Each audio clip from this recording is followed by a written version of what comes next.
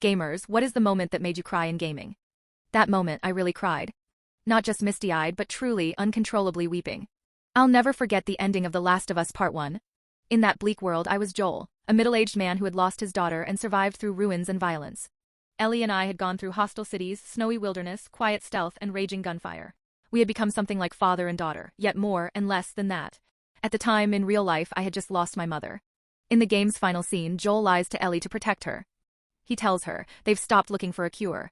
You're not the only immune one. They don't need you anymore. Ellie looks at him, quietly, with disbelief and hurt in her eyes.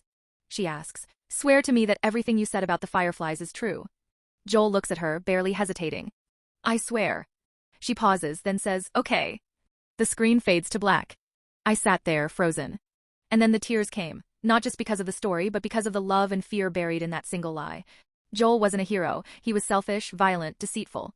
But he was a father. A father who, in the apocalypse, would do anything to protect his child.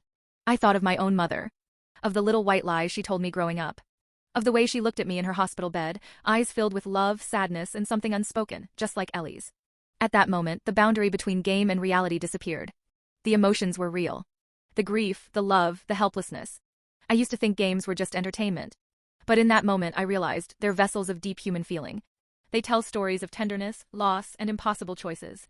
That was the first and still the only time I've ever cried for a fictional character.